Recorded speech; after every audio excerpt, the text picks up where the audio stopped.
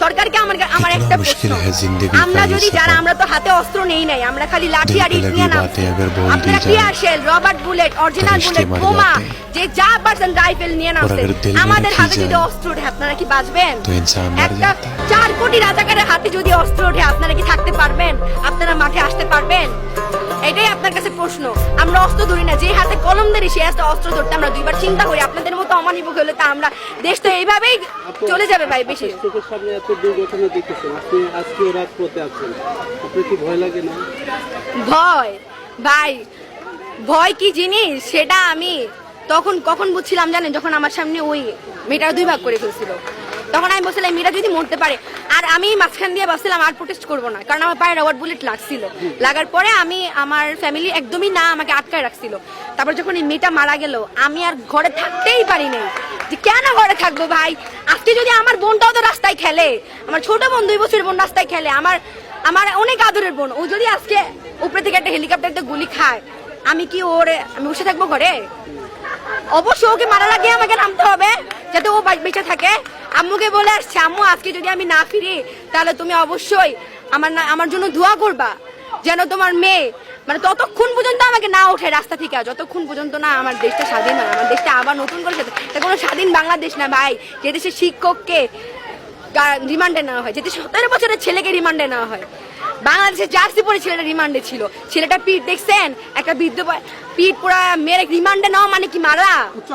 বলেন, উচ্চ আদালতে সেটা এটাও বলেছিল।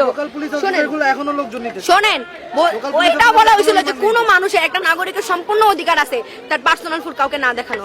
আমরা যখন কোথাও যাই আমাকে বলে বা ফোন দেখাও, কেন? আমি একটা মেয়ে মানুষ, আমার ফোনে অনেক পার্সোনাল জিনিস থাকতে পারে। আমি কেন আপনাকে, ছেলে মানুষ, আপনি মেয়ে মানুষ, আমি চিনিও না আপনাকে, আমি কেন আপনাকে আমার ফোন দেখাবো?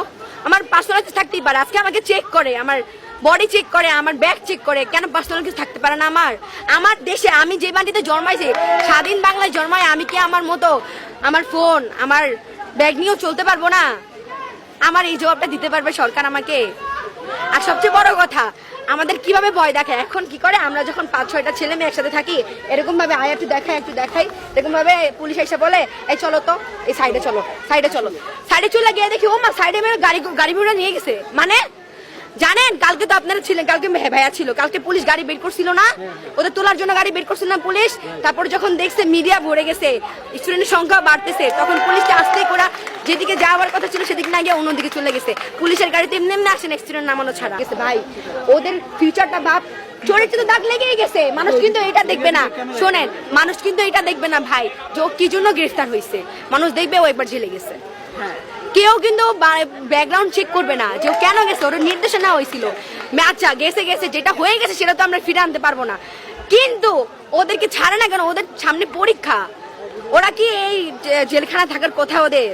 আমার এই কথাটা আমাকে শেখ হাসিনা জবাব দিতে পারবে? আমি ওনাকে মাননীয় শেখ হাসিনা বলতে আমার এখন বাজে।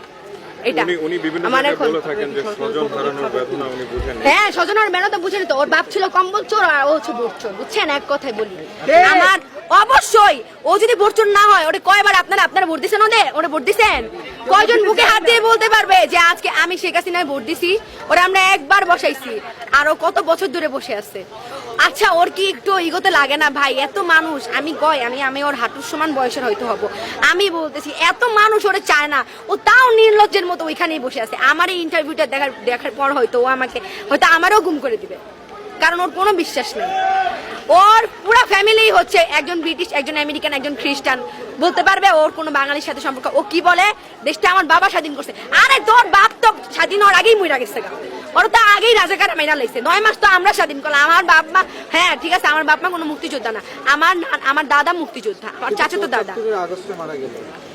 যেভাবেই মারা যাক, আমার কথা শুনেন, কথা হইতাছে যে ওর বাবা যদি স্বাধীন করতো, ও আর কেউ স্বাধীন করে নাই। ও যে বলে ওর দেশ, আর যারা স্বাধীন করছে তারাও তো বলে দেশটা সবার ভাই, দেশটা কারো বাপের না। অবশ্যই না। আপনি কথাটা শুনতেছেন না? আমার 2 বছরের একটা ছোট বোন আছে, ছোট বোন, ও রাস্তায় খেলা করে, আর ওই মেয়েটা তো বারান্দায় থাইকা ওর মাথায় গুলি লাগছে, চোখে গুলি লাগছে। আমার বোন তো রাস্তায় খেলা করে, আমার বাসার ছাদের উপরে থেকে মুহূর্তে 10-12টা করে হেলিকপ্টার যায়। একটা হেলিকপ্টার যদি আমার 2 বছরের বোন, ওর যদি বুলেট লাগে কোথাও, ও তো ওখানেই মরে যাবে। ওরা যে নিয়ে ডাক্তারখানায় যাবো, আজকে আমার বোনটা আমার আপু আপু করে আসে, আমি এটা চিন্তা করছি যে ওই যে ছোট মেয়েটা ওটা যদি আমার বোন হইতো তাহলে আজকে আমার যে বোন হইতো, যদি আমি কি বের হইতাম না? বলেন। আমি কালকে একটা ভাইয়াকে দেখলাম, ভাইয়া কাঁদতে কাঁদতে বলতেছে যে আমার ভাই মারা গেছে আপু, আমি ভাইয়ের জন্য শোক পালন না করে প্রোটেস্টে আসছি। একজনের ওয়াইফ মারা গেছে চট্টগ্রামে, নাম যেন কি কায়েম না ভাইয়াটার নাম কায়েম, ওয়াইফ মারা গেছে গুলি লাইগা। সে মেন্টালি কি পরিমাণ ভাবেন, উনি চাইল্ডহুড রিলেশন করে বিয়ে করছে উনি, আর ওনার ওয়াইফ গুলি রেখে চট্টগ্রাম মারা গেছে।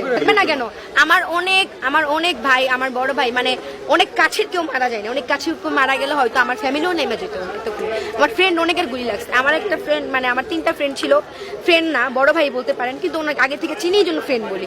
তো হচ্ছে আমার কলেজের বড় ভাই, ওরা যখন 18 তারিখ প্রোটেস্টে গেছে, তো ওরা নাকি নর্মালি দাঁড়ায় আছে, ওরা প্রোটেস্টে নামেও নাই। তো হচ্ছে এমনি নর্মালি দাঁড়ায় আছে, তো ওর সাথে একজনকে গুলি করছে, গুলির সম্পূর্ণ রক্ত, ওর সাদা টি শার্ট ছিল, ওর গায়ে লাগছে। এত ভয় পেয়েছে ও, তারপর থেকে আর প্রোটেস্টে নামে নাই, কারণ ও বাবা মার একমাত্র ছেলে। কোনো বাবা মা কি চায়? আমার এমনও হয়েছে, আমার ওই 18 তারিখ প্রোটেস্টের পরে আমার অনেক ফ্রেন্ডদের গ্রামে নিয়ে গেছে তার বাবা মা, নিতেই পারে এটা। কোনো বাবা মা চায় যে তার সন্তান মারা যাক? চায়। তার অনেকে বলে কি আমার একটাই ছেলে, আরে ভাই একটা ছেলে হোক আর 10টা ছেলে হোক, মায়ের কোলে যদি একটা সন্তানের কিছু হইলে মায়ের বুকে লাগে, সেটা একটা আর 10টার কথা না। আর শেখ হাসিনা কান্না করে বলে যে আজকে হচ্ছে আমার কোল কি জানো, কোল খালি, মায়ের বুক খালি, কি হইলে আমি কি বুঝি না, আমারও বাবা মারা গেছে, বুঝলে তুই ফায়ারের আদেশ কিভাবে দেস? তোর আদেশ ছাড়াই কি ওরা ফায়ার করে? তুই আর্মি নামাই দিছিস, বিজেপি নামাই দিছিস, আনসার নামাই দিছিস, পুলিশ নামাই দিছিস, তোর আদেশ ছাড়াই কি ওরা ফায়ার করে? আমি এমন পুলিশও দেখছি যারা হেলিকপ্টার থেকে আমাদের ক্ষমা চাইতেছে, বলতেছে আগাই যান, এমনও পুলিশ দেখছি আমরা।